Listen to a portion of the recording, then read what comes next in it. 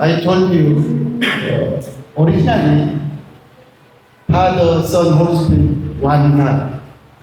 There's no other all things. Tayo nagkaroon tayo ng kalimanaghan sa pananaw ng ating mga anak sa isang Diyos. There's customization between God the Father, Son, Jesus Christ. At meron kami ng Diyos na sa mga anak sa Diyos. God the Father create all things for His Son, Jesus Kung Christ. paano nilikha ng Diyos Ama ang lahat ng bagay para sa kanyang anak na Jesus Christ. And then, God's Son, Jesus, decided become the Son of Man and die and obey God the Father on His death and into His kingdom. Samantalang ang anak ay desisyon na siya po ay magkataon-taon, makaranas ng pamamaraan na sa kanyang muling pagkabuhay, papasok sa kanyang kaharian.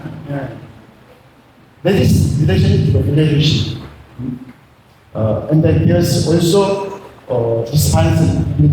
At iyon makikita namin na relasyon ng ama sa kanyang anak at yung responsibilidad na meron sila sa bawat isa. Only we can be not just one by the righteousness of Jesus Christ. At magiging matuwid lamang tayo sa pamamagitan po ng katwiran ni Jesus Cristo. When our old man died with Jesus Christ, and then we know Christ back, like Jesus Christ is the resurrection from that point, already we became righteous one.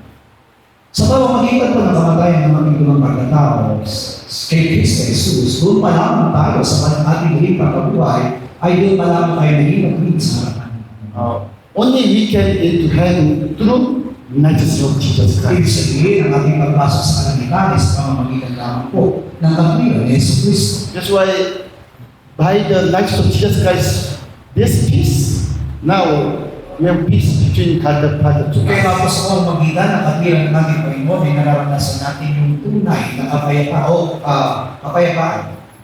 But until now, we are thinking, when we are obeying God's commandments, we are righteous one. Pero ang iniisip po natin mga tao ay naging matuwid naman tayo kung sumusunod tayo sa utos ng Diyos. Also, we are thinking, if we have no sin, diba, we are righteous one.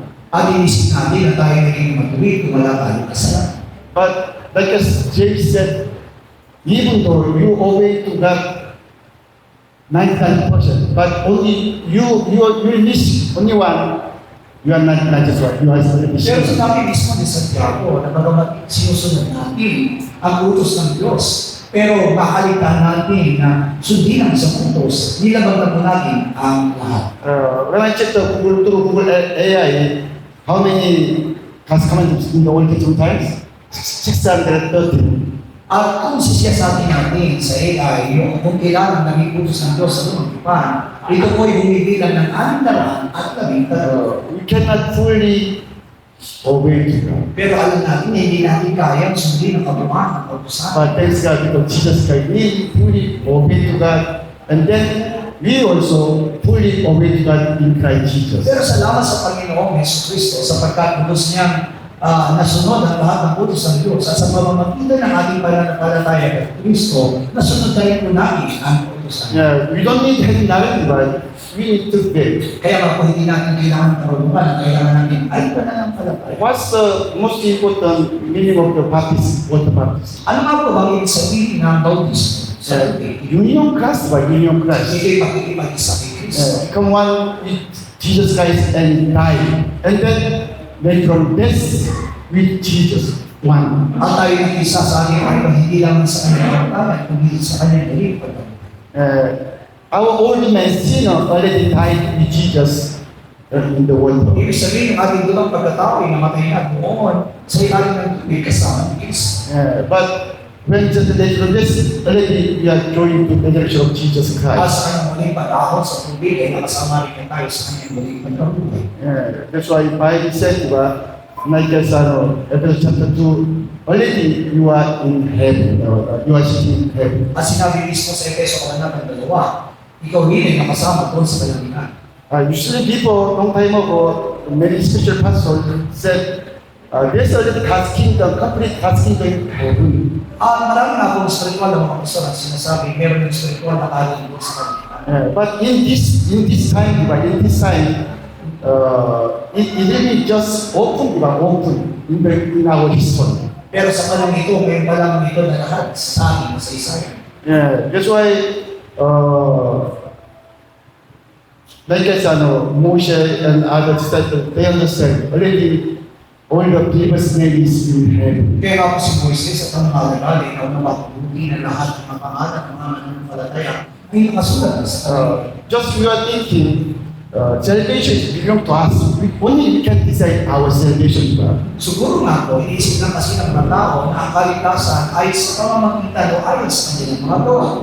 Why? Because still, we have a man-centered mind. Ibig sabihin, nakasento pa rin ang tao sa kanyang sariling kaisipan. But Jesus Christ only looking for his lost sheep. Pero iba po ang sinasabi ng Biblia sapagkat naman ito sa Jesus upang namin ang may ginawa walang tupa. Which means from beginning already, there's sheep of Jesus Christ in heaven, like as a prophet in heaven. Kaya mga kung maging maliwanag sa atin, sa umpisa pa lamang ay meron ang tupang tinatawag ng ating Panginoon Jesus na nandun sa kanila. And then Jesus Christ only looking for his lost sheep. At ang tunay na hinahanap po ng ating Panginoon Jesus ay mga nawawala ng tupa. That's why Jesus said, I want to save only God's children, God's sons. Kaya sinabi ko niya na ako'y naparito lamang para sa tunay ng mga anak ng Diyos. First you understand, our salvation is only belong to God. Pero dapat po natin magawa kung kunti na ang lahat ng ating kaligtasan ay gawa lamang. If you understand what is salvation, you understand God. Because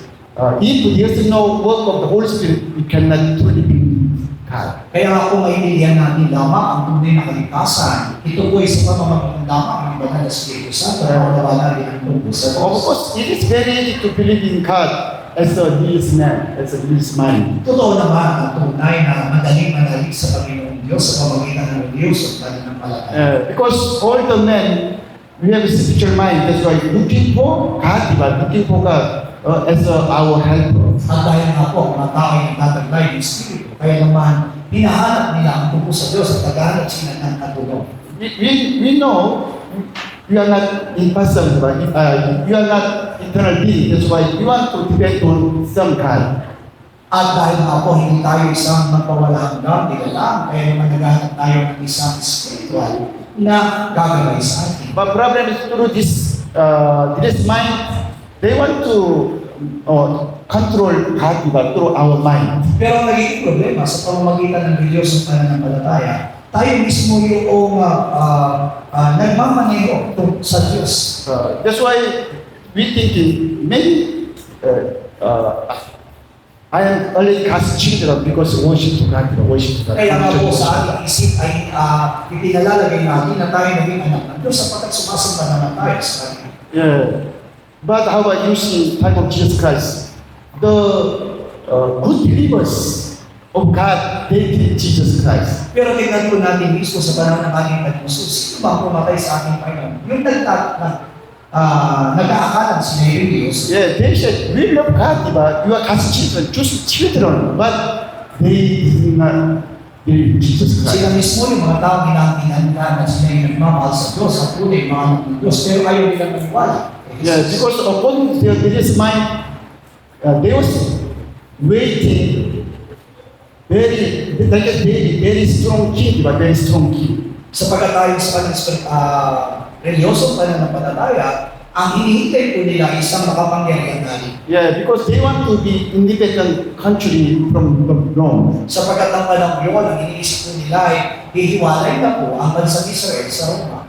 That's why many other sects they follow Jesus Christ because they want to fighting to Rome with Jesus. Yan ang dahilan kung bakit marami pong naging alagad ng ating Panginoon ang sumunod sa Kanya. Sapagkat inaakala po nila na sa pamamagitan ni Jesus, nalabanan nila ang Roma. Yeah, Isaac Judah also same, but he was a member of the independent soldiers group.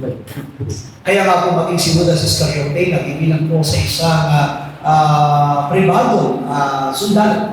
First time he saw, he was thinking, maybe time come, Jesus Christ will working for our purpose, our group's goals. Kaya nga po iniisip po niya ng ating Panginoong Jesus darating ng araw na ito mismo yung magiging daan para po maging katulungan sa kanilang grupo. Even though Sir Judah, he cast out demons, he was sick with other disciples. Alam natin na naranasan din ni Judas Iscariote ang magpalayas ng demonyo at magpagaling ng karamdaman kasama ng ibang talaga. But he could not say, because his mind is in the religion, not in Jesus Christ. Pero hindi niya po ito lubusan na paniniwalaan sapagkat ang kanyang kaisipan ay nasa reliyon at hindi sa tunay na pananampalataya. I think today also many Christians, we have same mind. Alam ko po na maraming kasama ngayon ang ganyan klaseng kaisipan. With this mind, they think, I am Christian, but already I am Christian. Kaya nga po sa pamamagitan po ng reliyon sa pananampalataya, inisip po nila na sila But in the same mind of the Jewish people, you are Christian people, you are Catholic people, but they said. At maaari ang isip natin ay katulad din po ng isipan ng mga Hudyo na kung saan sila ang pinili ng Diyos, sila ang tinawag ng Diyos. Yeah, but it's not important, only just God said, just through faith, you will be righteous one. Pero hindi po yun ang pinakamalaga. Ang pinakamalaga sa pamamagitan ng ating pananampalataya, tayo po ay magiging matuwid. For righteousness, you will be saved through the faith, only through the faith. Na ang mamamatuwid ay maliligtas lang sa pamamagitan ng pananampalataya. There's no mind about these Jewish people or Gentiles. Kaya po hindi na mahalaga sa kanila kung sila po ay pinili o hinihirap o hindi. You see now, many Christians, they no problem, because already I am Christian, already worship God. Kaya nga po maraming kasal ngayon na hindi na pinaproblema ang mga bagay ngayon. Ang importante, sila na may sumasama sa Diyos. But if they have this mind, there's no Pero salvation. kung tatagayin po nila sa Diyos sa pananampalataya, wala silang magiging kaligtasan. Okay, Romans chapter 3, Roma kamanatang 23 hanggang 27 sabay-sabay. 23 hanggang 27. Sapagkat ang lahat ng mga kasalanan at hindi na makaabot sa kagalalagyan ng Diyos. Pag-ibasa ay naliganap na walang bayan ng kanyang biyaya sa pamamagitan ng pagtubos na nasa kay Kristo Jesus. Na siyang inilagay ng Diyos sa kanyang pangmalubaro sa pamamagitan ng pananampalataya na sa kanyang dugo upang may pakilala ang kanyang katwiran dahil sa hindi pagpansin ng mga kasalanan na nagawa ng nagdaang panahon sa pagpapahintulot ng Diyos. Sa pagpapakilala ay aming sinasabi na sa kanyang kabutihan sa panahon kasalukuyan upang siya'y maging ganap at nag-aaring ganap na may pananampalataya kay Kristo. Kaya nga, saan ang roon ang pagmamatuloy? Ito'y iiwalay na sa pamamagitan ng kautusan na magagawa, hindi, kundi sa pamamagitan ng kautusan ng pananampalataya. 24, we are being justified freely by the grace of through the redemption is in Christ Jesus. Katulad ng sinabi ko sa 24 na tayo inaling ganap na walang bayad sa bigaya ng ating Panginoon Yesu Cristo. What's the true meaning of the freely? Libre de libre. Why libre? Ano yung sabihin ko noong mabiyaya? Yung sabihin ko walang bayad. It's so precious. You cannot calculate how much important, how much precious, how much expensive. Ibig sabihin, hindi natin may lalarawan kung gaano mahalaga, kung gaano pa talaga magkano yung biyaya. Even the rich men in the world, number one rich man in the world, they cannot buy our salvation through his money. Kaya naniniwala tayo kahit ang pinakamayaman sa mundo ito, hindi na kayo bayaran ang kaligtas ng nagkagawa dito sa Can you buy like this oxygen? If you are staying in the moon, can you buy oxygen in the moon? sa tingin mo ba na mababayaran ba natin yung oxygen na ating ina? Kung ikaw ay nandun sa buwan, mababayaran mo ba yun? Yeah, oxygen, water, like it's very important things. Free, but free from God because we cannot make this kind of things. Lalo na mga bagay na kinakailangan at nasa tunay na nasa pangailangan ng mga tao sa tipan ng inyong tubig. Yan ay kaya lang sa Diyos at hindi tayo kaya gumawa. Also, same our redemption and salvation same is free because we cannot pay back to God. Kaya nga po may lalarawan namin ito sa ating katubusan at sa ating kaligtasan na hindi natin ito kaya bayaran. Yeah, verse 25, God wants to demonstrate His righteousness. That's why He saved us from sin. At sinabi doon sa 25, pero gusto niya ipakilala sa atin ang kanyang katwiran.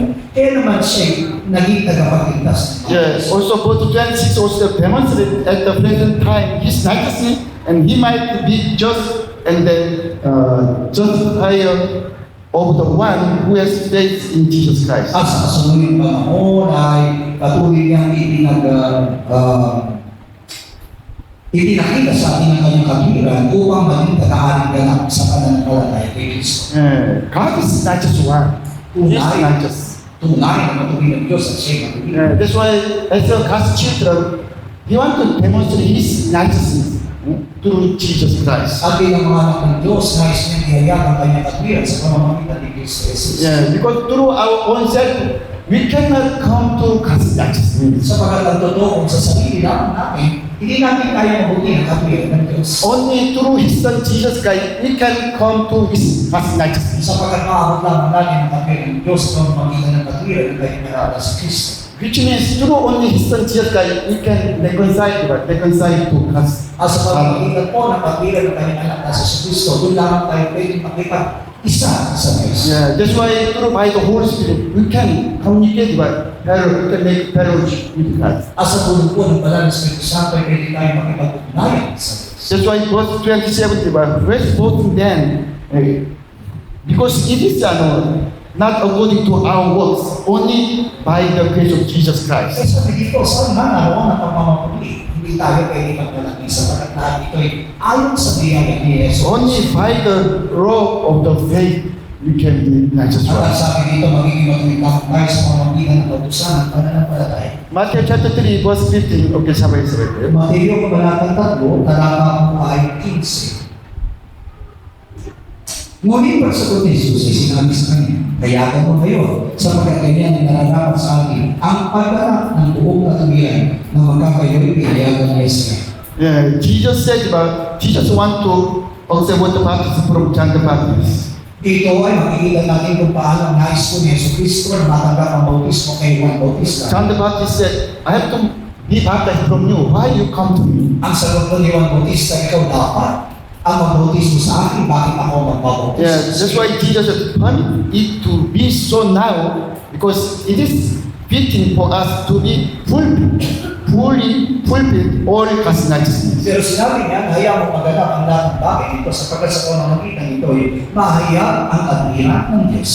Because if Jesus cannot accept water baptism, we cannot join to Jesus Christ. Sapagkat kung hindi po mararanasan niya sa Kristo ang bautismo, hindi tayo maaaring makipag-isa sa Kanya. Through baptism of Jesus Christ, not Jesus Christ, we join to Jesus. Kaya nga po sa pamamagitan ng bautismo na naranasan ng ating Panginoon, tayo ay nakipag-isa at nag-isa sa Kanya. Through water baptism of Jesus Christ, we die to sin, di ba? Die to sin, also to law. At sa pamamagitan po ng kanyang bautismo, ay matay tayo doon sa kautusan at doon sa kasalanan. That's why we are free from the sin. No more sin, bro. No, we have no sin. Yan ang dahilan kung bakit wala na tayo, malaya na tayo sa kasalanan, wala na kasalanan. Also, we are not under the law. No judgment, condemnation. Kasi doon, wala na tayo doon sa pinatawag na ilalim ng mapamilya ng kautusan at wala ng kasalanan. Because already we are joined to Jesus Christ. We become already His body part. Bakit sapagkat tayo nagpag-isa na kay Kristo at tayo ay naging bahagi na ng kanyang katawan. This is fulfill all God's righteousness. At masasabi namin itong kaganapan at katwiran ng Diyos. That's why how much important water baptism God, or even to our water baptism. Kaya nga po, napakahalaga ang ibig sabihin ng bautismo sa tubig at yung bautismo na naganap sa atin. 2 Timothy chapter 4, Ikalawang Timoteo 4, 6 to 8. 6 hanggang 8. Sapagkat ako'y inaalay na at ang panahon ng aking pagpanaw ay dumating na. Nakikipagpapa ako ng mabuting pagkikipagpapa. Natapos ko na ang aking takbo. Iningatan ko ang pananampalataya. Buhat kayo kay natataan sa akin ang putong na katwiran na ibibigay sa akin ng Panginoon na tapat na hukom sa araw na iyon. At hindi lang sa akin, kundi sa lahat din naman ang mga naghahanap ng kanyang pagpapakita. Apostle Pablo said, not only me, also you will be glorified. We crown of heaven by me. Sinabi ng ating missionary sa Pablo, hindi lang siya ang tatanggap ng puto ng katwiran, kundi maging ang lahat ng mga nanampalataya. Maybe until now we are thinking, Jesus Christ, there is so much different rewards, rewards in heaven. We are only in the. Siguro nga po, inisip natin na mas malaki po yung gantimpala na tatamuhin ang malaking alaga ng ating Panginoon Jesus. Samantalang tayo maliit na kaunti naman. Yeah, do you think in heaven there is different rewards in heaven? Sa tingin ko ba, pagdating natin talaga sa katangitan, iba-iba talaga yung gantimpala, may pagkakabagsak. Yeah, because some Korean pastor after saw heaven, they specify in the heaven there's different houses. At sinabi nga po ng mga pastor na sinasabi nila na sila po ay doon ay espiritual at nakarating sila sa kalangitan. Doon daw sa langit, iba-ibang laki ng tao. Yeah, they said there's good houses. Also, there's scatter area. Kahit sa langit daw, may malalaking bayan na yung eskwate. Do you think it is heaven? Is it good God? Sa tingin po ba, kung gano'n ang magiging kalagayan ng langit, mabuti siyang Diyos. No, we receive same the crown of righteousness. Pero natin, pare-pareho lamang ang tatanapin natin putok ng katwiran. Yeah, because through our own self we cannot make different other righteousness. Sapagkat tunay na sa ating lamang kakayanan na hindi natin kaya gumawa ng ibang katwiran. All the believers from disciples of Jesus Christ from to us will receive same crown of Ibig righteousness. sabihin, lahat ng mananampalataya kasama ng buong lahat ng mga naging alaga ng ating Panginoon ay pare-pareho lamang ang tatanapin ang putok ng katwiran. Yeah, Rome chapter 3, 21, 22. Roma Yeah, Rome chapter 3, 21, 22. 22 hanggang 23. Sa makatuwid bagay, ang nagbilang ng Diyos sa pamamagitan ng pananampalataya kay Yesu Cristo sa lahat ng mga santis na kalalaya, sapagkat walang pagkakaiba, sapagkat ang lahat ay nagkasala na at hindi nakakaabot sa kalwalatian ng Diyos. Thanks God because there's no difference in the righteousness. Salamat sa Diyos sapagkat wala naman talagang pagkakaiba ang pagkirin ng Diyos. Yeah, because we cannot make any different, some more or different kind of righteousness of God by ourselves. Sapagkat hindi tayo kaya, wala tayong kakayanan makagawa ng ibang katwiran para sa Diyos. Righteousness of God is only free. At yung katwiran ng Diyos na yun ay ibigay sa atin ng libre at walang bayad. Yeah, thanks God, but really thanks God, God is good. At nagpapasalamat tayo sa katapat ng Diyos ito. Also, next time, to do the Bible study, you have to change, really so much change about views, the different views in heaven. Kaya nga po, sa mga susunod na pagkakataon na tayo nakaaral, kailangan natin baguhin yung sinasabing iba't ibang klase ng ganting palang gagawin sa kanila. Yeah, this man misunderstanding. Siguro nga po ay maraming hindi nakakaunawang tungkol dito. Okay, this time, try to study about faith of Abraham. Faith of Abraham.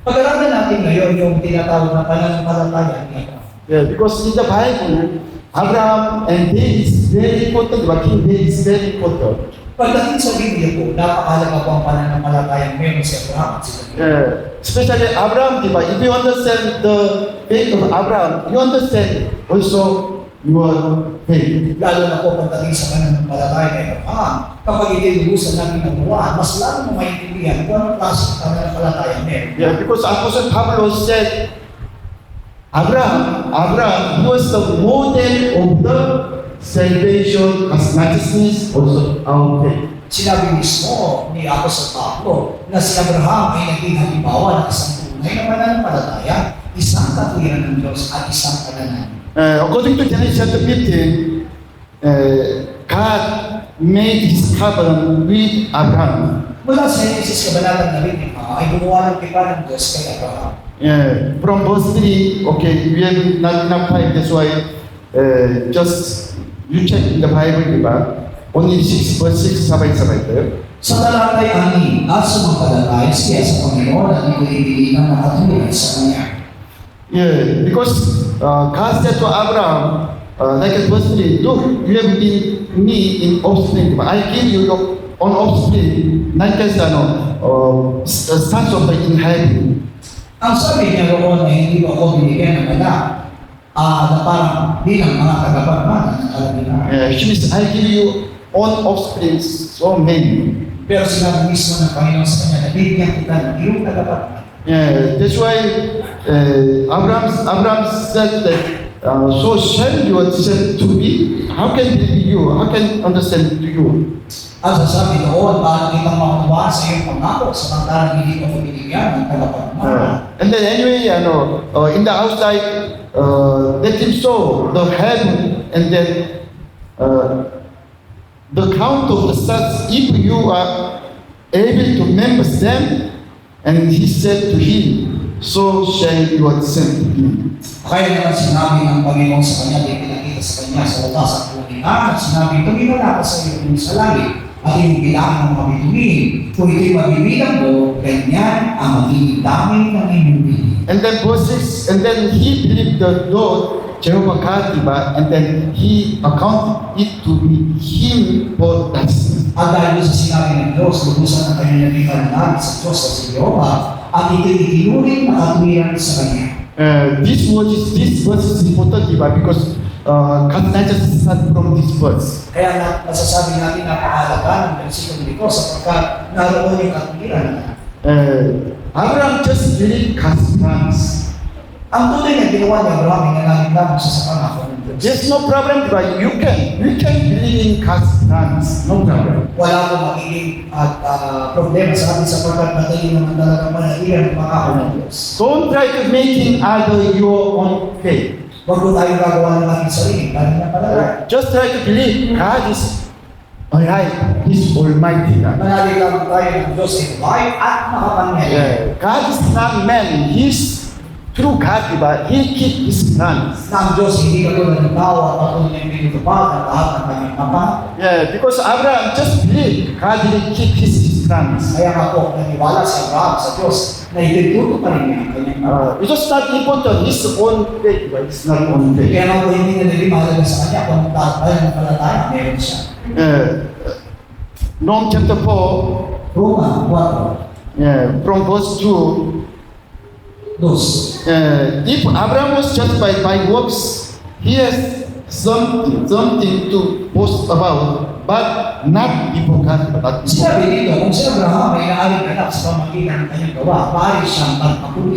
because later we see Abraham, he had no true faith. Only he believed in God's plans. Sapagat ang totoo, si Abraham ay walang tunay na sarili pananampalataya na nanalig lamang siya doon sa pangako ng Diyos. But also he did not do anything. Only just he believed in God's plans.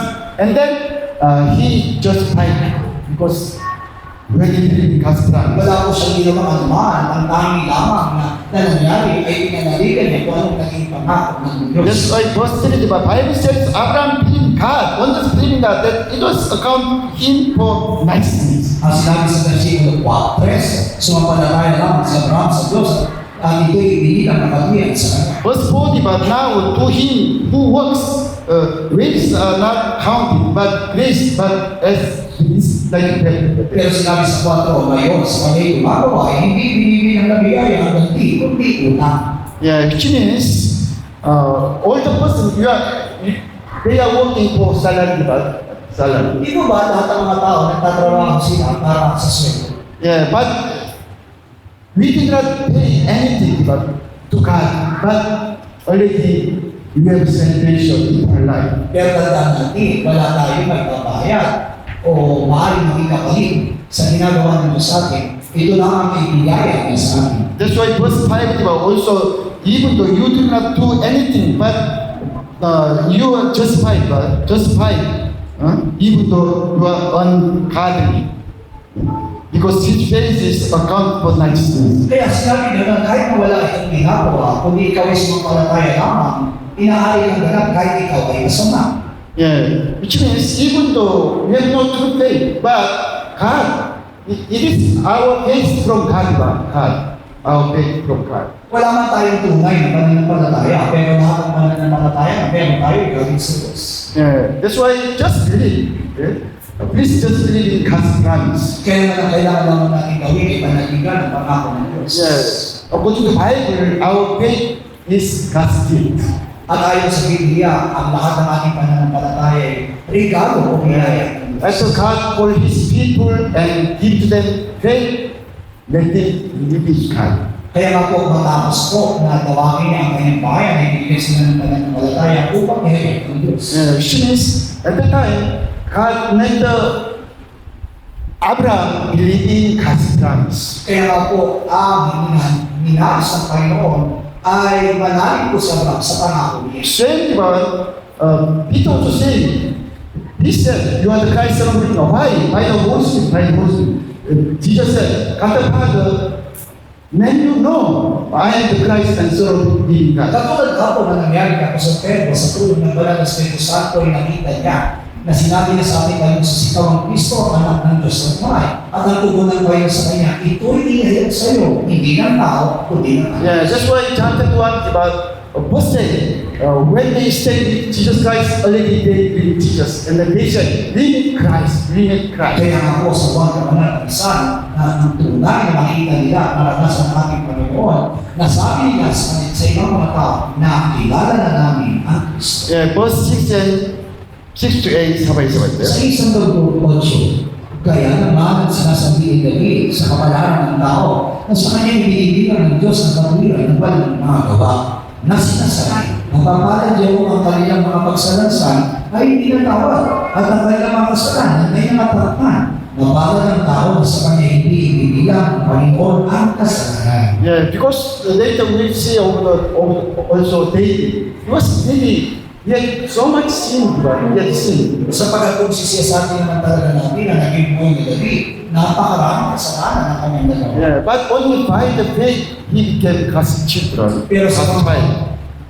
Hilitan ko na kanyang pananampalataya siya ay bilang na anak ng Diyos. Yeah, okay, Galatians chapter 4, Galasya 4. from 21, diba? From 21, let's see what is message of God. Mula sa 21 ay makikita natin kung anong katwiran ng Yeah, because Diyos. we already said, diba?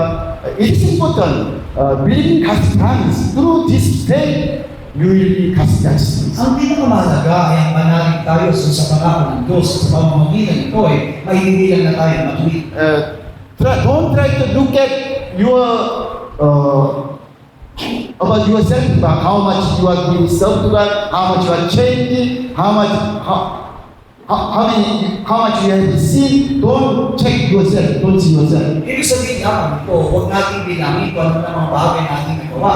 Kung halimbawa tayo nakapaglingkod o nakahiman tayo ng tawad, huwag natin isipin kung ano man ang mga bagay na kaya natin gawin.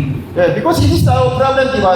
When we believe in God, there's something problem in our face life, it was our home. Yan po ang nagiging problema sapagkat kahit na sinasabi natin tayo nananampalataya sa Diyos, pero kapag nakaranas tayo ng problema, nawawala yung ating pag-asa. No, our salvation, eternal life, not belong to us, belong to Jesus Christ. Pero tandaan natin, maging ang ating kaligtasan at buhay na walang gaan na hindi tayo magawa, kundi ang ating Panginoon. Yeah, only God asking to us, believe in this promise, this covenant. At ang tunay lamang na hinaangad at nanay sa atin ay manalig sa kanyang tipan, sa kanyang pangako. Yeah, Galatians chapter 4, verse 21, diba? Tell me, you who desire to be under the law, you do not hear the law. What's the law? Do you know?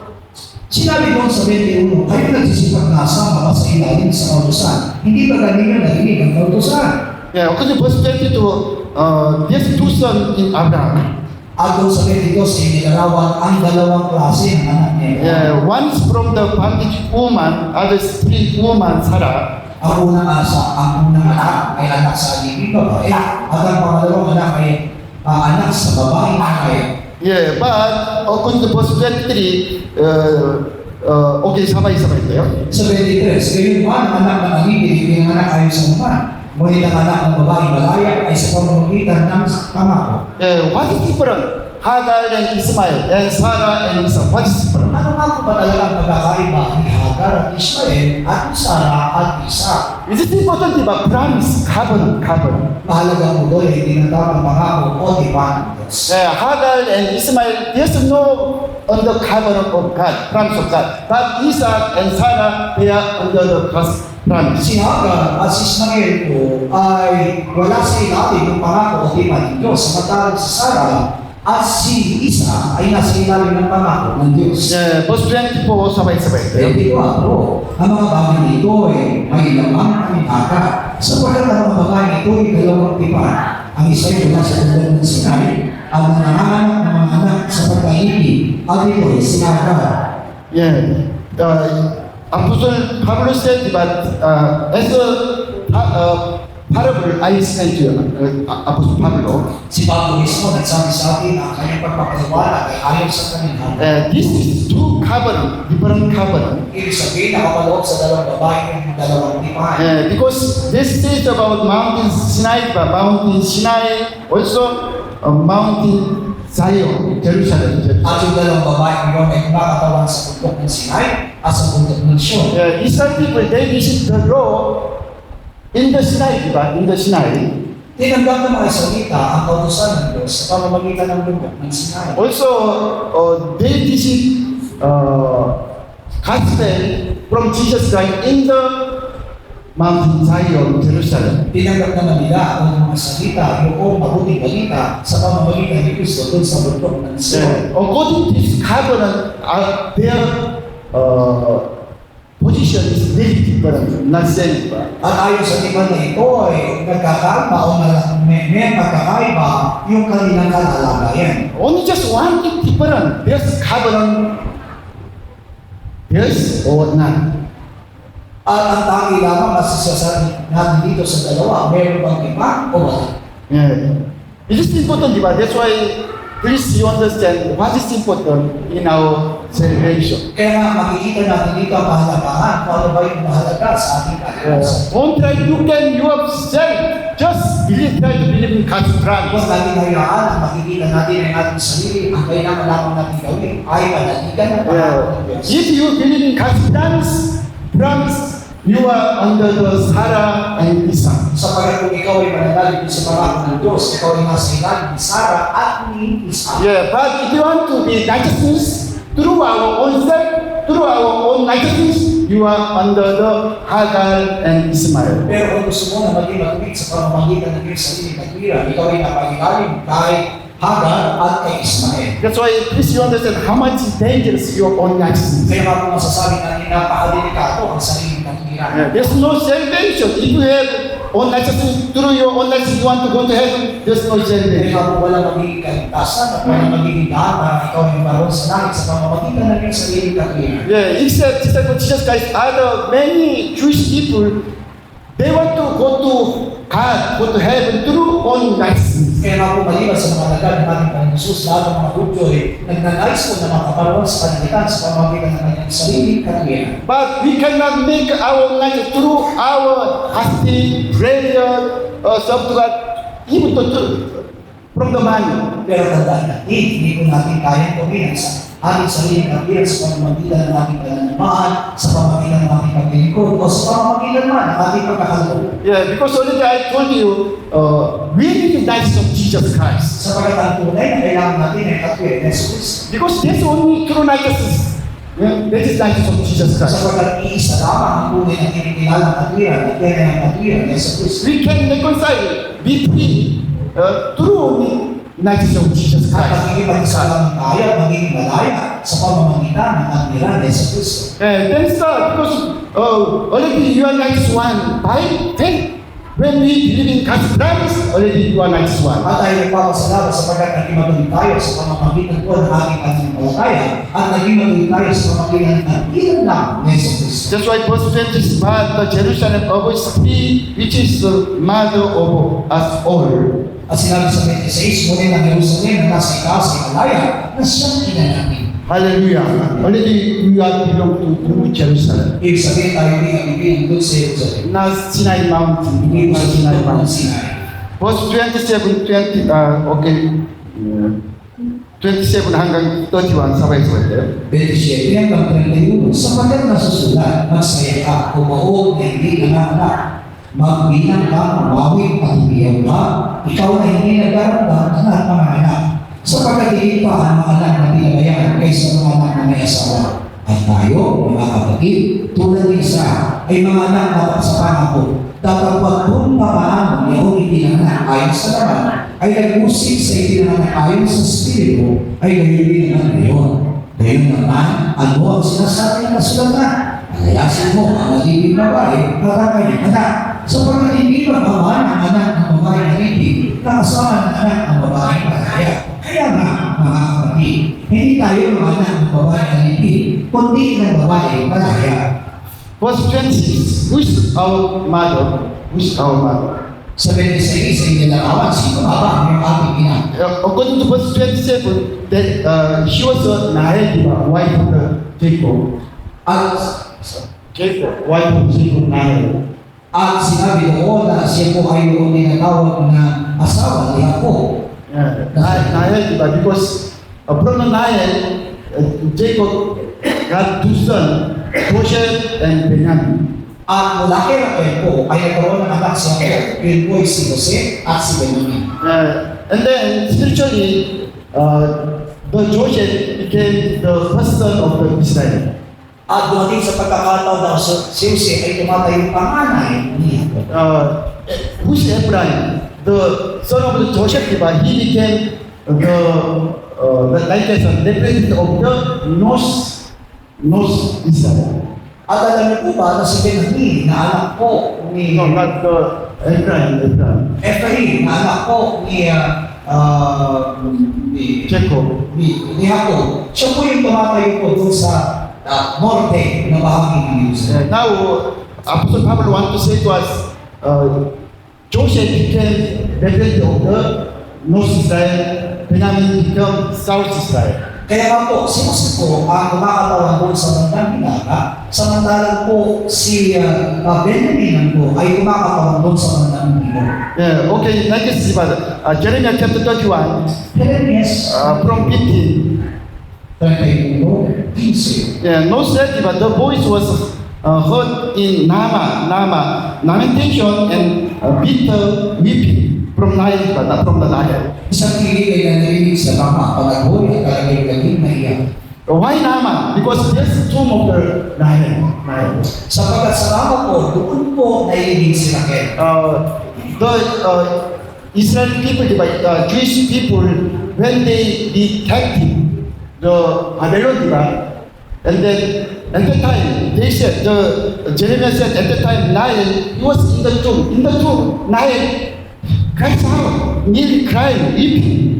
Alam niyo ba na ang Israel po ay mabiyak po ng Babylonia ay naiibig itong si Raquel doon sa Rama at mula doon sa libingan ay nananagoy at umiyak siya ng napakalakas. Yeah, because already those Israel destroyed by the Babylon, as Babylon. Ang banda po Hilaga ng Israel ay sinira po ng Babylonia. And then finally, South Israel also became captive of the Babylon, and then now they are going to Babylon. Samantalang yung people po naman na bahagi ng Israel po ay nabiyak po ng Babylonia at sila po yung tinangay po sa kanilang lugar ng Babylonia. Now they are on the way. They are trying to pass in the tomb of the Nile. Kaya nga po sila sa kanilang paglalakad ay nadaanan nila yung mismong libingan ni Raquel. Yeah, okay. 15 to 17, sabay-sabay tayo. 15 hanggang 17, ganito ang sabi ng Panginoon, isang piling na narinig sa Rama, panahon at kalaging-galing na iyak. Iniiyakan ni Raquel ang kanyang mga anak. Siya ay tumatanging maaliw dahil sa kanyang mga anak, sapagkat sila ay wala na.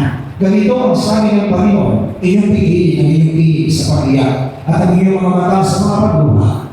Sapagkat gagantihin ang iyong mga gawa, sabi ng Panginoon, at ito'y magsisinabik mula sa lupain ng kaaway. At may pag-asa sa inyong huling wakas, sabi ng Panginoon, at ang inyong mga anak ay magsisiparuli sa kanilang sarili ng ganan. After, like I said, especially about after Nile's lamentation and bitter weeping, God said to her, "Don't worry, your children will come back." Sinabi mismo ng ating Diyos sa marinig po ang ibig po ng iyak ni Raquel. Huwag kang mag-alala sapagkat ibabalik po ang inyong. That is the message about don't cry, because you have hope, because they are my children. Finally, they will come back. Huwag kang umiyak sapagkat meron tunay na pag-asa dahil sila ay aking mga anak. Ayaw ko na sila yung bumalik. Matthew chapter 2, from verse 16. This is When Jesus was born, the baby, Herod want to kill Jesus Christ. Di ko ba na may panak ang aling Panginoong Jesus ay gustong patayin ni Herodes ang lahat ng mga batang isip niya. That's why King Herod killed on the 2 years old child, older child. At inutos mismo ni Herodes na patayin ang lahat ng mga batang ipinanganak mula 2 taon pababa. Verse 16 to 21. 16 hanggang 22 na magkakayo, napapansin ni Herodes na siya'y pinaglaruan ng mga mantas na lalaki, ay nagaling ang mainam at nagtulos. Ang ipinamatay ang lahat ng mga sakot na lalaki ay nasa Bethlehem at sa buong palibot-libot noon, mula sa bulan ng 2 taon hanggang sa nababa. Alinsunod sa panahon ng kanyang mainam na pagsiyasa sa mga mantas na lalaki, na magkakayo ay ganap ang sinalita sa pamamagitan ng propeta Jeremias na nagsasabi, isang tinig ay lalagig sa Rama, pananakis at kalagig-lagig na iyak, tinatangis na lalagig ang kanyang mga anak. At ayaw na siyang maalig sapagkat sila ay wala na. Muli, pagkamatay ni Herodes, narito, ang isang anghel ng Panginoon ay napakita sa panaginip kay Jose sa Ehipto na nagsasabi, magbangon ka at tanin mo ang sanggol at ang iyong ina at tungo ka sa lupain ni Israel sapagkat namamatay na ang pagmimiti ng buhay ng sanggol at ang bangs niya pinala ang sanggol at ang kanyang ina at tumatungo sa lupa ng Israel. Also, he also said, diba, when King Herod killed on the 2 years old male child, also said, yes, lamentation of the Nahel. Pagkikita po natin na maisilang ang ating Panginoon at ang tangkain ni Herodes sa patayin ng lahat ng mga sanggol, nakita natin ang pag-iyak mismo ni Raquel. Why they died on the 2 years old child? Because of Jesus Christ. Bakit po kaya mamatay ang mga 2 taong gulang na batang ito sapagkat hindi parang kay Jesus Cristo? But what's happening? Don't cry, stop, because Jesus Christ will come back again from the Egypt. Pero sinabi mismo na huwag umiiyak niya sapagkat darating ang araw na babalik ang Jesus Cristo doon mula sa Egypt. Please understand this message. Why Galatians chapter 4, Apostle Pablo said about this one again. Kaya nga kung magiging maliwanag sa atin kung bakit tinanggig ng Apostol Pablo sa Galatia kabanatang 4. Because when he tried to preach the gospel in the church, there's persecution. Persecution come from church members. Sapagkat ang siya'y nangaral mismo sa loob ng iglesia ay nakaranas siya ng pag-uusig mismo sa loob ng iglesia. Because many members, they are still belong to religion. They are under the law. Sapagkat maraming mga membro noon sa loob ng iglesia na kabilang pa rin doon sa reliyon at sa kautusan. That's why when Apostle Pablo preached the true gospel, the gospel cross, the truth, they try to persecute him. Kaya nga po may pangalan ako sa Pablo tungkol sa mensahe na mabuti balita ng si Kristo, siya po yung si Kristo ng iglesia. Now, Apostle Pablo said to us, you also, if you truly preach the gospel, you will be persecuted. Kaya nga sinasabi sa atin ako sa Pablo na kung tunay ay papahayag natin ang mabuti balita ng krus, iyak na ang pag-usap ng mangyayari sa atin. But don't cry, because don't cry like a Nahel, because you will come back, you will be saved. Pero huwag natin hayaan iyakan, katulad po ni Raquel, sapagkat magkakaroon ng panumbalik ang mga tao. You know, I don't know, in the next time, in the previous our church also. I don't know. Hindi ko po alam kung ano mangyayari dito sa Pilipinas sa dating ng araw na maaari tayo makaranas. But if I preach the gospel like this in the Korea, maybe there's so much persecution. Pero hindi ko ba ang pahayag ng salita ng Diyos dito ay ang Korea, hindi ang pag-usap ng amin. From the church members, from other pastors, from denomination, we will end. Hindi lang sa mga membro, hindi sa mga pastor, hindi sa denominasyon ay uusipin. That's why we don't know. You also you don't know. If you will go back to the truth, we will be persecuted. Kaya nga hindi rin natin alam kung ano mangyayari sa going past atin kapag tayo babalik sa tunay na katotohanan, maaari tayo makaranas ng pag-usip. At that time, please stay in the peace because you are not under the slave, Hagar, Ismail. You are under the Sarah and Isaac, the brothers. Kaya ay natin natin, pagkamat maranasan natin mga bagay, ito'y pumayaka tayo, bakit? Sapagkat wala na tayo sa ilati ni Hagar at Ismael, kundi tayo na sa ilati ni Isa at Isa. Galatians chapter 4, let's see again. Galasya po. From 29 hanggang 31, again. Okay, 29, 30. 29, 30. Pwede bebe, dapat pa kung paano yung ipinanganak amin sa laman ay nag-usip sa ipinanganak amin sa Espiritu, ay gayon din naman ngayon. Gayon man, ano ang sinasabi ng kasulatan? Palayasin, magiging babae, at ang kanyang anak. Sapagkat hindi magmamanak anak ng babae na hindi, nakasama ng anak ng babae malaya.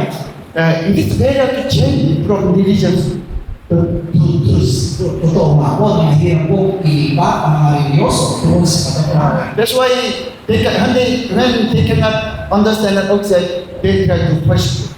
Kaya nga kapag hindi na po nila kaya gumawa ang mga tinuturo, uusipin na lang nila yung nagtuturo. But thanks God, because we are belong to Jesus Kaya Christ. salamat sa Diyos sapagkat tayo kabilang kay Yeso Cristo.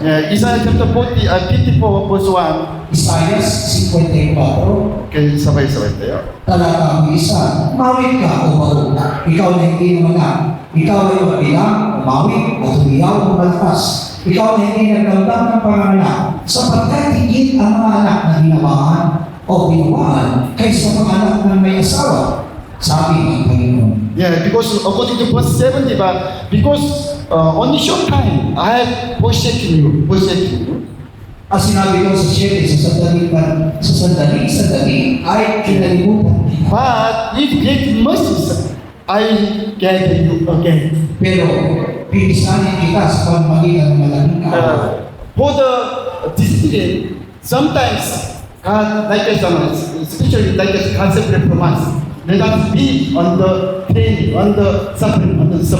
Alam natin na ginagamit ng Diyos sa tao sa akin upang tayo ilagay sa isang patutuwi na pamumuhay. And then that's why Bible says, without suffering, we cannot get through faith. Kaya nga po sinasabi ng Biblia na kung wala ang mga paghihirap, hindi tayo magkakaroon ng tunay na pananampalataya. When you are staying under the suffering of God, at that time we have faith, and then that time we can hope, we can get through Pero sa the head. pamagitan, pagpapahinahon natin doon sa mga kapagsubukang hindi magkaloob ng Panginoon, ay magkakaroon tayo ng pananampalataya. Isaiah 54 from verse 7 Siyempre, to 10. Jeez, sa sandali ay kinalimutan kita, ngunit pipisanin kita sa pamamagitan ng malaking kaawahan. Sa kaunting paligid ay dinugin ko ang aking mukha sa iyo sa isang sandali. Ngunit inawaan kita sa pamamagitan ng walang kagandahan loob sa ating Panginoon na iyong kalulubos. Sapagkat ito ay parang tubig sa panahon ni Noe sa akin. Sapagkat kung paano ako'y sumumpa na ang tubig ng panahon ni Noe ay hindi naaawang ka sa lupa. Ngayon ako'y sumumpa na hindi ako mag-iinit sa iyo, sasaway sa iyo. Sapagkat ang mabuto ay magpapalis at ang mga buro ay magpapalikat.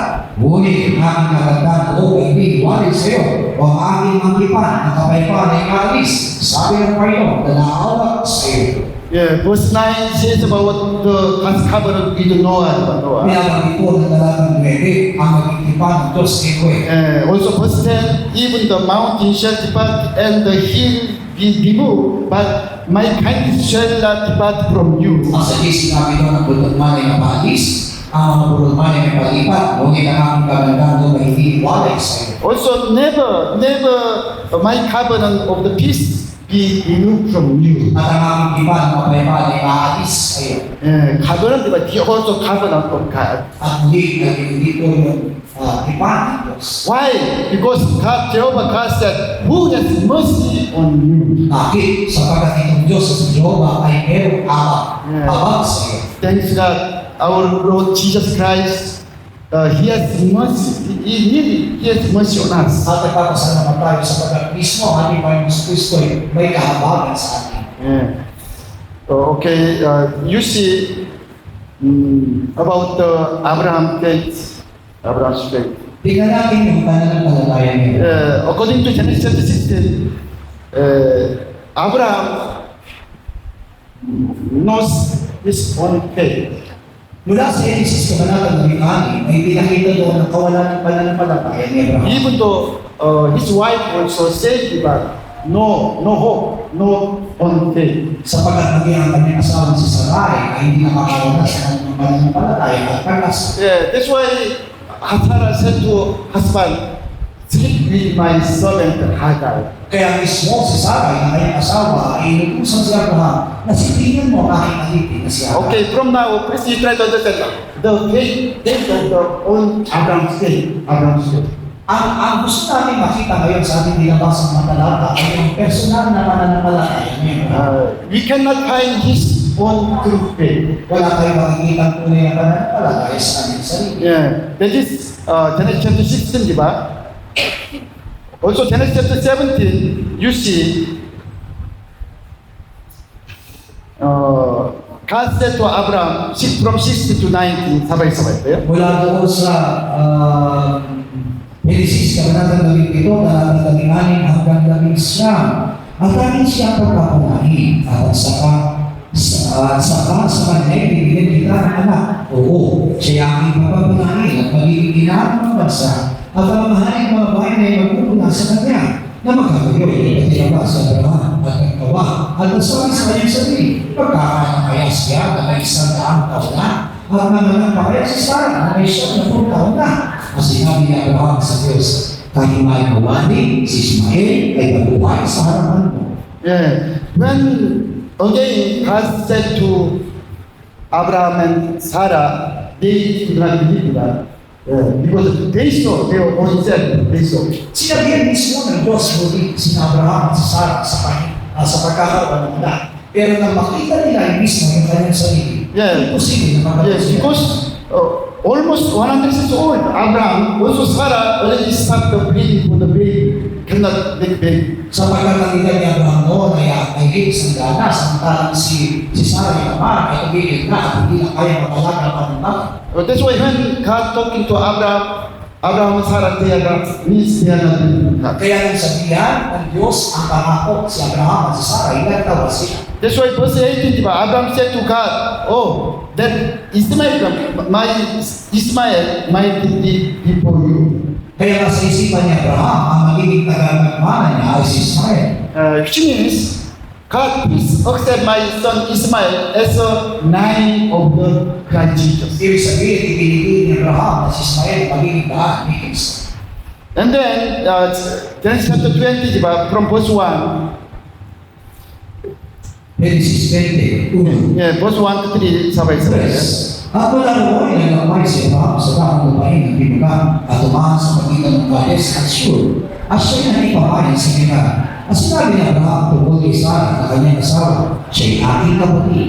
At si Abimelech na hari sa Gerar ay nagsuko at iwas sa Sarah. Tama ba ang panahon ng Diyos kay Abimelech sa pag-nagigib sa gabi? At sa kanyang sinabi, narito, ikaw ay ginibag isang kapay dahil sa babae iyong kinuha sapagkat siya'y asawa ng isang lalaki. Yeah, you see, already Sarah was 90 years old, almost 90 years old. Nang panahon ito, si Sarah ay mahigit 90 na. Yeah, but Abimelech, he accepted Sarah as a wife.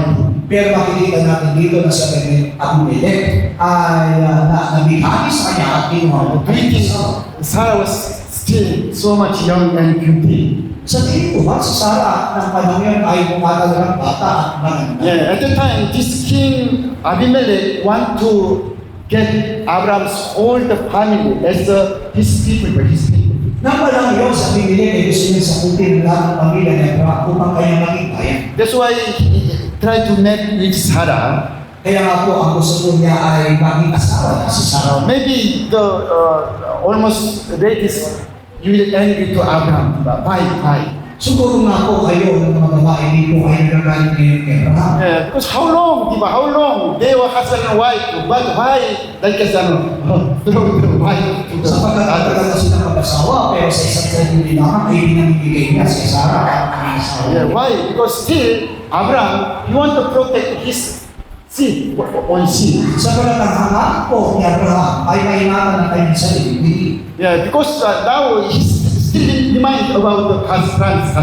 Sapagkat siya po ay nag-isip para doon sa panahon ng Panginoon. From what he said that the Messiah will come. Dahil sa iyong lahi ay lalabas ang Mesiyas. That's why still he want, because already God said to Abraham, I not accept your son Ismail. Sapagkat sinabihan ako ng Diyos sa Abraham na hindi niya matatanggap ang anak ng si Ismael. That's why he want to protect his own seed. Kaya mismo, It is important, his own seed. kaya mismo si Abraham ay ingatan niya ang kanyang sarili, bini, sapagkat napakahalaga ang magiging bini. That's why not important is why Sarah is okay. Hindi na mahalaga yung kanyang asawa, ang mahalaga yung bini niya. Yeah, according to Genesis chapter 12 also said one time also Abraham sold out his wife in the Egypt. Hindi lamang yan, sapagkat sa Genesis Kabanatang 12 ay hindi na naging niya si Sarah na kanyang asawa sa Egypto. Do you think Abraham really had to pay? Kaya sa tingin mo ba, si Abraham ay may tunay na pananampalataya? No. But it's just the Bible. But only he believed in God's plans. Ang tunay lamang po yung pinapanaligan ay pangako ng Diyos. When he saw himself also wife doubting about, oh, I cannot make my descendant. Habang tinitingnan niya ang kanyang sarili at ang kanyang asawa, hindi siya pwedeng magkaroon ng lahi. Especially when his wife stopped bleeding, it's impossible. That's why give up. I cannot make my descendant. Lalo na po, na makita niya ang kanyang asawa na hindi wala nang kakayanan pang anak. Ibig sabihin, sumuko na siya, hindi niya siya naniniwala magkakaroon pa sila ng dinig. But thanks God, because finally, when his wife was 90 years old, God gave to her Isaac. Pero salamat sapagkat nang mag-edad, si Sarah na 90 ay ibinigay sa kanyang anak niya, si Isaac. When they give up their own mind on this, God gives them son. Ibig sabihin, nang bitawan po mismo ni Abraham ang kanyang sarili pananampalataya, doon pa lamang sila tinugon ng Diyos. According to Galatians, book of the Galatians, Apostle Pablo said, Isaac was the shadow of the Christ. Ayon sa Galatia, si Isaac po ay kumakatawan kay Kristo. Also, all the offspring of the woman, the line of Jesus Christ. Ibig sabihin, dapat po ang mga naging ng babae na siya naging linya ng Yeso Kristo. One side, Isaac was the shadow of Jesus Christ. Other side, Isaac was the shadow of us. Kaya nga po, makikita natin na naglalarawan si Isaac sa kabilang banda kay Kristo at sa kabilang banda naman sa atin. Which means when we need to give over our own self, true offspring of God Christ can come to us. Ibig sabihin, kung talagang susunod natin ang sarili sa Diyos, yung tunay na hiningi ng Diyos ay lalabas sa atin. Okay, James chapter 2. Santiago Kabanatang 2. Yeah, because James is different talking in the James chapter 2. Sapagkat mula rito, makikita natin iba yung sinasabi. Okay, let's see one by one. Verse 8 to 10, sabay-sabay. 8 hanggang 10. Kayo man, kung iyong galapin ang utos ng hari, ayon sa kasulatan, iibigin mo ang iyong kapwa na gaya ng iyong sarili, ay nagsisigawa kayo ng mabuti. Kakapwa, kung kayo'y nagtatangi ng mga tao, ay nangangakasaran kayo at kayo'y ikakutan ng utosan na gaya ng mga subuin. Sapagkat, ang sino mang gumaganap ng buong kautosan, gayon man, natitisyon sa isa, ay nagiging makasalanan sa lahat. Verse 9, what's the meaning? If you show partiality, you commit sin. Sabi dito, kung nagtatangi ka ng mga tao, nagkakasala ka. This is not says about only just appearance of the believers. Hindi po ito tumutukoy doon sa pananagayan ng isang tao. This says about our deeds. Now, through our activities or deeds, deeds of the law, we cannot decide is good or bad. Ang tinutukoy dito ay ang ginagawa ng isang tao kung sa kanyang pagsunod sa utusan. Hindi mo mababatayan yun kung ito ay mabuti o masama. Which means, first, James said, it is not important, obey God's commandments. Pero ang pinakamahalaga ay ang sumunod sa utos ng Diyos. Because verse 10, whoever shall keep the whole law, but yet stumble only one point, he is guilty of all. At sinabi mismo ng Diyos na sa pamagitan ng Santiago, ang lumaganap ng kabuuan ng kautusan, pero lumalabas sa isa ay lumalabas din sa lahat. Which means, through the law, obey the law, you cannot be that is what, you cannot be saved. Ibig sabihin dapat ng mga talatang ito, hindi tayo maging matuwid sa pamagitan ng pagsunod sa kautusan. His message is, point of his message, through only you can, same like as Apostle Pablo, you can be saved through faith. You can be just one, like one, by faith. Ibig sabihin naman dito, wala tayong sarili para matuwiran. Kung nais naman patalaga natin na maging matuwid, ito sa mga mabigan lang ng pananampalataya. At kung nais natin magigtas, ito sa mga mabigan din ng pananampalataya. Like as verse 11, verse 11, do not commit adultery, but you said also do not murder.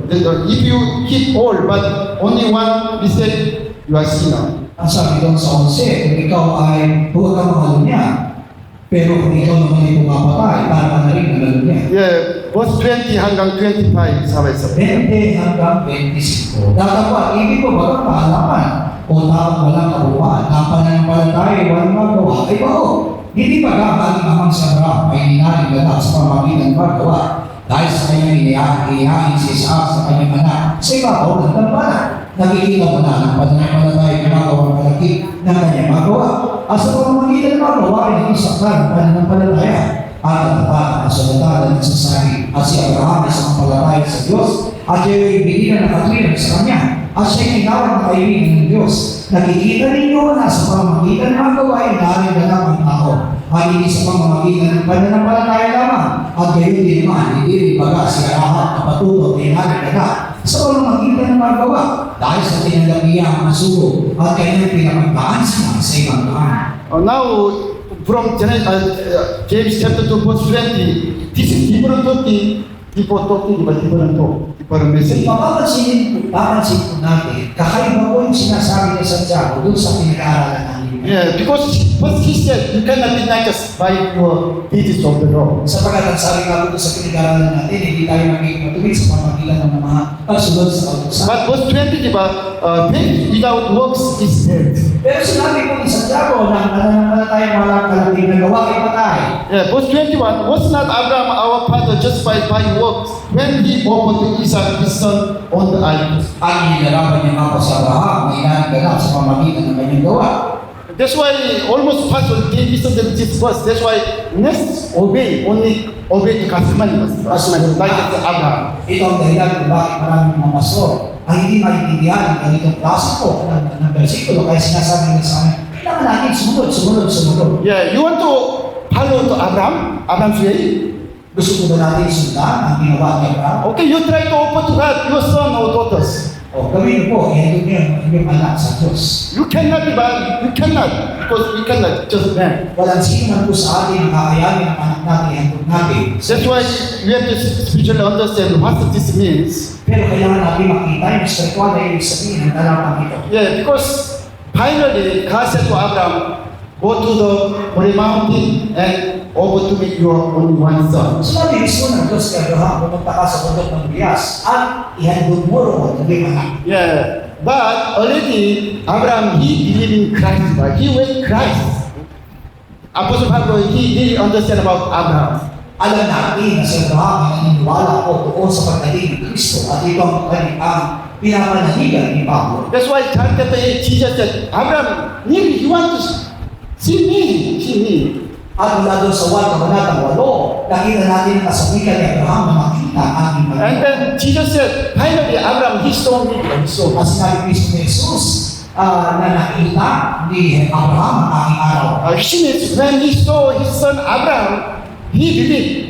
He, like I said, shadow of the Christ. He is a shadow of Christ. Sa pakita mismo ni Abraham ang kanyang anak ni Isaac, ito po ay katumbas ng larawan ni Kristo. If my son Isaac is shadow of Christ, if I try to kill him, he led from this. At naniniwala siya na kahit patayin niya ang kanyang anak ni Isaac, ito ay muling pabubuhay.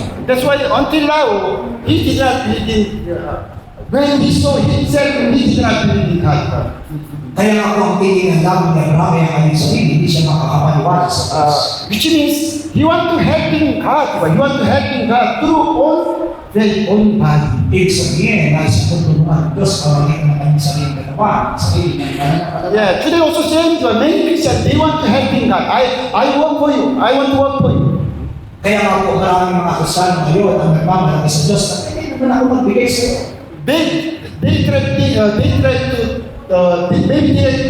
try thinking God is small God, but not Almighty God. At ang iisip nila isang Diyos ay isang balintama at hindi makapangyari ang Diyos. No, we cannot help in God because He is great of Almighty At God. totoo, hindi tayo kailangan ng Diyos na tumulong sa kanya sapagkat siya isang Diyos. But only sometimes Holy Spirit working with us, because it's God by God. Pero naniniwala tayo sa pamamagitan ng banal na Espiritu Santo, siya mismo ang tumutulong sa akin Yes. sapagkat siya Diyos. That's why even though if we did something for God, we cannot boast because it is not from us by the Holy Spirit. Kaya naman naniniwala tayo kahit na naman ang mga bagay na nagagawa natin para sa Diyos, hindi natin ito pwede pagmalaki sapagkat nagawa naman natin yun sa tulong ng Espiritu Santo.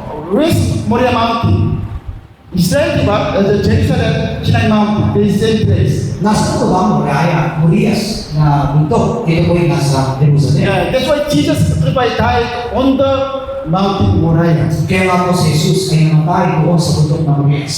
Abraham, he understand about Christ. Christ will die on the mountain Moriah. Naintindihan mismo ni Abraham na si Kristo ay mamamatay doon sa bundok ng Yeah, Morias. people, when I calculate the age of the Isaac at the time, 36 years old. At alam niyo po ba na kung kakaltunahin mo ang edad ni Isaac nang siya po ay hindog ni Abraham, siya po ay 36 na. But until now, we have missed that Isaac was very small baby. That's why Abraham tied Isaac and then lay down, you want to kill him. Pero sa ating kaisipan, alam ko po, naisip natin na maliit lamang na bata si Isaac noon, nung itinatali ni Abraham kasasal. Isaac also, he believed in Christ. Pero tandaan natin, maging si Isaac ay naniniwala kay Kristo. That's why by the on mind, he tied by the father and then lay down. Kaya nga sa pamamagitan po ng kanyang kaisipan, ay umayag po siya na magpatay sa kanya. Yeah, please understand about Abraham's faith. Kaya ang tawag natin ang pananampalataya niya. On the mountain Moriah, of course, he obeyed to God. He tried to kill his son Isaac. At mula doon sa bundok ng Morias, ay sumunod siya sa Diyos at tunay na mapapatay niya. Which means at that time, finally, 100%, he gave up his own self. Ibig sabihin po, sa pamamagitan po ng ginawa ni Abraham, ay sinuko niya na ng buong-buo ang kanyang sarili. Until that point, he did not give up oneself. That's why he wanted to help God. At naniniwala tayo na kung hindi nangyari ang mga bagay na yun, naniniwala si Abraham sa ating sarili, pananampalataya. But after so, his son Isaac, after so, Christ, he gave up his own self. Pero napakita niya po ang kanyang anak na si Isaac, nakita niya ang pagdating ng Kristo, kaya naman doon ay sinuko niya ang kanyang buong sarili. If I kill my son Isaac, means if I kill Christ, God will let from death. Na naniniwala siya na kung papatayin niya ang kanyang anak, kung papatayin niya ang Kristo, ito'y muling mabubuhay. That is the meaning of the obedience of the Abraham. Yun po yung tinatawag na pagsunod ni Abraham. What is the obedience of Abraham? Deny oneself. Deny Kasi oneself. yung pagsunod ni Abraham ay ang pagtanggi o paglibot sa kanyang sarili. Yeah, because already James said, you cannot be just one by the obeying God's commandments. Sapagkat hindi tayo magiging ganap sa pamagitan lamang ng pagsunod sa kautusan. Yeah, because even though you mistake only one, you are guilty. You mistake all of the God's Sapagkat kahit isa lamang hindi natin sundin, lahat ay nilalaman natin. Yeah, please understand true meaning. That's why Apostle Pablo said about history, hiding, so much hiding. Kaya unawa natin mabuti ang sinasabi ng Biblia. Kaya nga ibinilang po ni Pablo na ito'y isang hiwaga. That's why verse 25, the prostitute, who said Nahab, diba? Nahab. Why this Nahab? At ibinanggit na po doon sa Santiago, Kabanatang 25, ang tukol kay Rahab na patutol. How about when Israel people they destroyed Jericho? Nahab, he was a Christian, he was a Jewish people, he obeyed God's commandments. Sa tingin po ba na sisirain na po ang may salita ang Jericho ay kailangang ingatan sila sapagkat sa isang Kristiyano o mananampalataya sa isang Hudyo? No, he had only heard about God is alive. Ang totoo, hindi siya mananampalataya. Narinig niya lamang po ang tungkol sa Diyos. On the simply he believed in like as God's plans. Ang tanging lamang po niyang ininanaligan niya ang pangako ng Diyos. That's why deny herself, and then become spider. Kaya ang ginawa Hide his spies. Dilibot niya ang kanyang sarili at naging espiya siya. This Abraham, Nahab, diba Nahab? What happened? Why this Nahab? Bakit nga po ba nabigit si Rahab? What she did for God? Ano nga po ba yung nagawa niya para sa Nothing but nothing. Only he believed in God's plans. Wala po siya ginawa kung ginaniwala lang siya sa pangako. Only Nahab, he denied his own self. Ibig sabihin, nilibot ni Rahab ang kanyang sarili. Finally, Abraham, he denied his own self on the mountain Una Moriah. ang ako na si Abraham, nilibot niya ang kanyang sarili mula sa bundok ng Morias.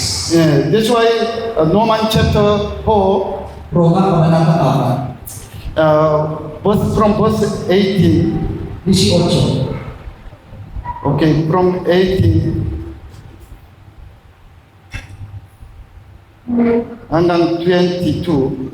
O 18 hanggang 22. Siya ang sumampalataya na nasa pag-asa laban sa pag-asa upang maging ama ng maraming bansa ayon sa sabi. Magiging gayon ang pinili at hindi humihina sa pananampalataya na ipinalagay man ang kanyang katawang tulad sa patay na gayon siya ay may mga 100 taon na at ang pagkabaog ng mga sana. Kundi sa pagtingin niya sa pangako ng Diyos ay hindi na kailangan sa pamamagitan ng di pananampalataya, kundi lumakas ang pamamagitan ng pananampalataya na niluluwalhati ang Diyos. At lubos na nanalik ng Diyos sa nangako na may kapangyarihang makagawa noon. Dahil dito, hindi niya naman nakatiran sa Kanya. Yeah. Verse 18, 19, 20 is something different from both the churches. Alam natin na yung talatang 18, 19, at 20 ay kakaiba doon sa sinasabi. Because when God explained to them, they are not, means not true. Sapagat mismo na sinabi ng Panginoon ang kanyang pangako kay Abraham kay Sarah sila ay nagtawa. But verse 21, they are fully committed, fully believe God's promise. God is alive, He keeps promise. Pero sa 21, sabi mo lubos sila naniwala doon sa pangako ng Diyos at naniniwala sila na ang Diyos ay buhay at makapangyarihan. That's why verse 22, it also account to Him for the righteousness. At dahil dito, ibinilang naman dito sa kanila bilang nakira. That's that, because only God accepted faith. Sapagat nakita natin na tumutugon ng Diyos sa mga pananampalataya. We don't need to kill our own children. Hindi natin kailangan matay ng ating sarili. Because if God is like that, God is not true God. Sapagat kung gano'n talaga ang Diyos, hindi siya tunay na Diyos. Because at the time, other religion, other God, they're asking people over to heal their children. Sapagat ang totoo sa ibang reliyon, ang panahon iyon, ay iutos mismo sa kanyang mga nasa sakupan na kailangan nilang patayin at ihandog ang kanyang. But our God is different, diba? He not asking to us over to your son. Samantalang ang Diyos natin na pinagtuturahan, hindi tayo utusan upang patayin ang ating mga anak. Instead of this one, God healed His own son, Jesus Christ. Na ibig na yun, nag-iutos sa atin, siya mismo ang pumatay sa kanyang sarili. Why? Because according to promise, God healed His son, Jesus Christ. Sapagat ayon sa kanyang pangako, kailangan matay ang kanyang anak na si Jesus. On the Mount Moriah, Mount Sinai, in the Jerusalem, Jesus Christ killed by God. At mula doon sa bundok ng Sinai at bundok ng Marias ay namatay ang kanyang anak sa pamamagitan ng kanyang anak. That's why Jesus, my God, why you forsaking me? Why you forsaking me? Yan ang dahilan kung bakit naisigaw ng ating Panginoon Jesus, Ama, anak ko, bakit mo ako pinabayaan? Because at that time, like I said, no touch, throw away His son, let Him die on the cross. Sapagat yun yung panahon kung saan naranasan ng anak na siya itinakbil ng Ama. That's why Jesus shouted, my God, why you forsaking me? Kaya naisigaw ng ating Panginoon, Ama, anak ko, bakit mo ako pinabayaan? Because God's promise is important more than Jesus Christ. Sapagat naniniwala tayo mas mahalaga ang pangako ng Diyos kaysa Because He's the Almighty God, true God. sapagat siya ang tunay na kapangyarihan ng Diyos na tunay. We cannot keep our promise. At hindi natin kayang tumarin ang ating pangako. That's why Jesus said, you said only yes or no, don't make promise. Kaya ako sinabi sa ating Panginoon kung oo, hindi at hindi, at huwag kayong mangangako. All the men we are saying, we are not strong, we are very weak, we cannot keep our promise. Lahat ng mga tao ay mahihina lamang, matulala ng kalakasan, at hindi natin kayang tumupad sa ating mga pangako. That's why Jesus said to us, don't make promise to God. Because you cannot make your one hair black or white. Kaya sinabi ng ating Panginoon Jesus, huwag kayong gagawa ng anumang pangako sapagat wala ka kayong kakayanan, maging ang bilang ninyong mga buhok na hindi nyo. Kasi now, only you said yes or no. If you are over, that is your sin. Kaya nga sinabi ng Panginoon sa banna, kung buo, sa bangarin, kung hindi, sapagat kung lalabis dito isang kasalanan. But our God is true God, eternal God, is Almighty God. Samantalang ang Diyos natin ay isang Diyos na makapangyarihan at isang Diyos na walang That's why He gave His promise until His Son died on the cross. kaya naman tinutupad niya kanyang mga pangako hanggang sa kanyang anak ay mga anak. Please believe God's promise is covered. Kaya naman kailangan natin mahawakan yung tipan at pangako ng Already Diyos. 2,000 years ago, God gave His promise to Hanggang His sa Son. libong pa nakalipas ay tinupad ng Panginoon ang kanyang pangako sa pamamagitan ng kanyang anak na siya. God not asking to us any deeds.